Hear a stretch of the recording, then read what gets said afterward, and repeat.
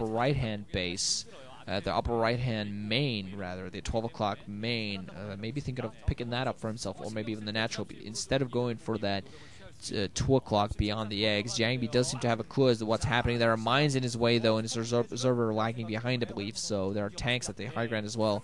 So JangBi might have found himself a target, but easier said than done, because the position is actually well fortified with mines and tanks on the high ground as well. So going for full frontal attack, not really the choice to go for. Arbiter support, however, would allow Arbiter and Observer support will allow him to do some very good play there as well. Do see some High Templar out there, of course. JangBi, one of his many highlights in his career, of course, being his main one being his extremely nice mines. They're picking up several zealots. As one of his highlights of his everything basically are his storms.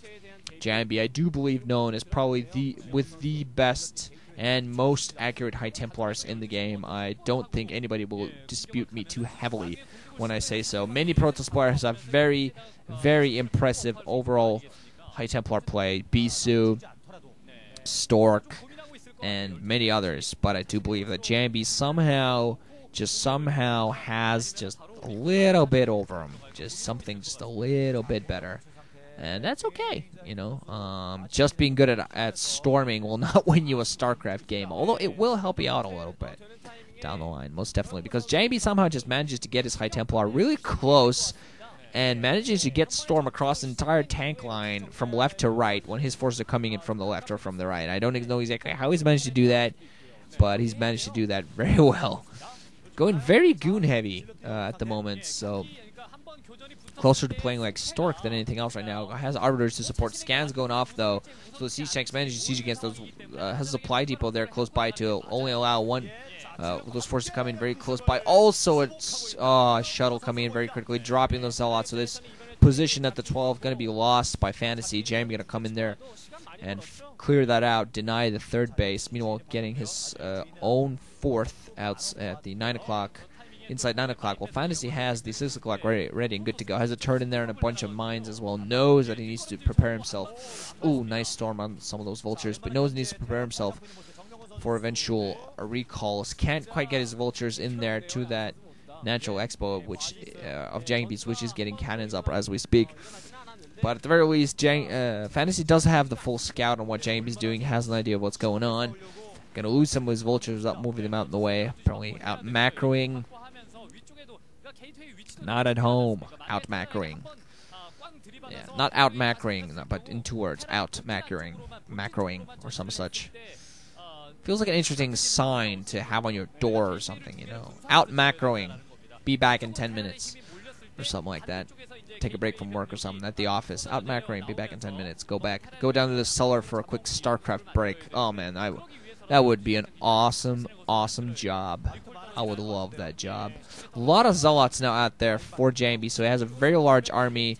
Heavy zealots, heavy goons. Now going to start working on getting through to that 6 o'clock position. Meanwhile, turrets being put up by Fantasy. I'm not quite sure whether he knows this is coming, because I think he's going to be caught completely unaware. Scans that right now and does know it's coming up. Meanwhile, JangBi going to expand at the 12 o'clock secondary. Fantasy moving in with vultures up front, tanks at the back. Knows that this attack is coming in. JangBi actually halting at the moment. But no, going to go in all the way through. There are a lot of mines out the front, but the Observer's going to be there as well. Tanks, are they going to be able to get in a good position? Are going to start sieging from the back. Not a lot of vultures at the front, so I'm not quite sure how good enough a position it's going to be for JangBi. He's not actually attacking, doing much anything in there. Meanwhile, recalling the main / secondary, kind of going for both. Going to start attacking some of those supply depots and that natural expo, focusing down pretty much everything you can see. Going to be able to at least take down several of those supply depots and a bunch of these SCVs at that secondary. So nice little fake out there, or rather a distraction by JangBi. He's also going to attack the 6 o'clock position. So Fantasy looking like he's in trouble. Going to be forced to defend with SCVs at that secondary. But meanwhile, JangBi also coming in very close. No mines to protect him anymore. SCVs coming off the line. The command center are going to go down. Tanks here at the back are going to help out. No Arbiter there to support, because that was, out macroing. But this commander center should still go down, I assume, unless Fantasy mentions. Yep, there you go. And JangBi just now going to push back. Not enough siege tank, not enough vultures at the front with mines to defend against those goons. JangBi, meanwhile, going to get the 12 o'clock secondary going. and has done some nice damage to Fantasy here. He's overall managed to defend. I think he managed to save that 3 o'clock base, but now going to try to get his 6 o'clock back right up again. 4th base on the way, but Fantasy's still looking like he's in a little bit of trouble because JangBi's going to be getting his 6 going soon. Working on full upgrades, still getting the army out there, still has a significant goon count and zealots to support as well. Don't see many arbiters flying around for him, but that's going to change very soon. As soon as those 2-star get to pumping, pump it louder. No, it's not the kind of music I listen to, people. Please don't get any very zany ideas. If I listen to that kind of movie, it'd be more along the lines of pump it, and not louder but harder. Something like that. Okay, I shouldn't do that when I'm casting. It's bad for my throat. Does look like there's going to be another recall at that secondary right now. Arbiter does seem to be working on that position, flying in up there north. That first person to be at the on the bottom really bothers me. 1 turn only. EMP did go off, but not in time. Bunch of those goons went down in mines, so not quite sure whether they're going to be accomplishing too much in here. Don't see any troops there to defend there, though. And Fantasy moving out across the middle, tries to go for a counter push. He's going to want to get something done with it because he's going to be in a little bit of trouble overall. JangBi just seems to have everything figured out overall. Going to be forced to float that command center in there. And Fantasy coming in with vultures first. A lot of mines, but a lot of zealots there to support as well. One beautiful stasis. Ouch. Oh my god, that was a beautiful stasis. Catching a couple of tanks and a bunch of vultures as well. And JangBi still being annoying inside of Fantasy's base. He doesn't really have any units to spare. Has 1 tank in there that's not doing much of anything. And I think just the longer this game goes on, the more in trouble Fantasy's going to find himself in. Just now losing his command center as well, so he's effectively sitting on 2 fully mining bases, I guess, at the 6 and the natural. The main, though, looking like a little bit of trouble. More than 2 tanks actually stasis in that beautiful stasis overall there by JangBi. He's going to be able to deny this inside 9 o'clock and finally picking off those pesky dragoons inside of his own base.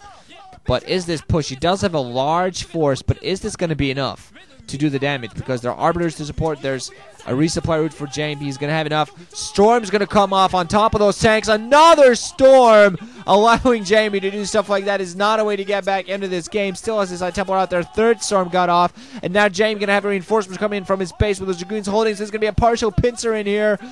Fantasy looking like he's in a significant amount of trouble. Being forced back. Those stasis forces not helping him. Going to be forced to flee with these tanks. They're just getting caught up more than anything else. JangBi also going to start expanding at the 12 o'clock main, losing all of his tanks. His vultures trying to come in close.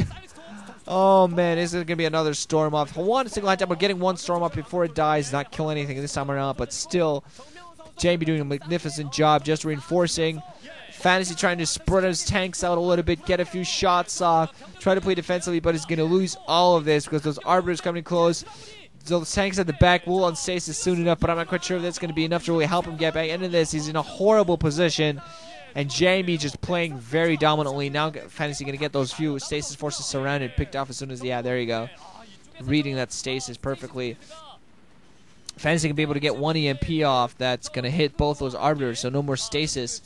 But still, this is no way enough. In no way enough for him to get back into this. A lot more High Templar are going to be coming in. Only a couple of Goliaths against those arbiters, not going to help. Finally, a bunch of gateways being added at the 12 o'clock main now for JangBi. And Fantasy being pushed all the way close to his natural and that 6 o'clock base. And I just don't know at all. Well, actually, I do know. He has really no chance of getting back into this. Trying to desperately get some forces going there. Going to get storms and arbiters to support. Archons also going to be morphed in. More storms by JangBi hitting the tanks, weakening them significantly. Now nothing but a factory, a few supply depots, and a very light, now non-existent minefield in the way. Now just nothing but zealots running in. That's going to be it. They're going to clear up any possible mines.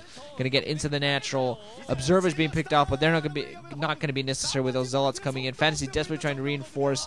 and JangBi just attacking that natural. That's all he needs to do. He could go for a kind of a force. If he has enough forces, might go for an attack. Maybe at that 6 as well, just a force that is doing with some of those forces as well. Tanks and vultures defending, but Fantasy just trying to desperately hold on for as long as possible. But there's no way he's going to be able to get back into this because now his natural is being penetrated. There's a High Templar waiting on his ramp, just waiting to kill something. Might have actually gotten an EMP now that I think about it.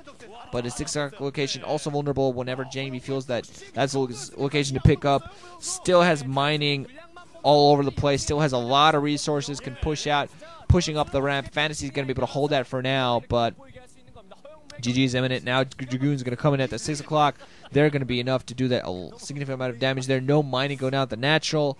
Fantasy overall being stubborn here, not really GGing for no real reason. Other than that, he doesn't want to meet defeat, and I understand that, but hey, no real chance to get back into this. Fantasy this entire game didn't, yeah, there you go, GG. Fantasy this entire game never got any harassment going, never really got a hold on the game, so loss, apparently inevitable. Winners match next, guys. GG, Ranching out. Thanks for listening. Hope you enjoyed.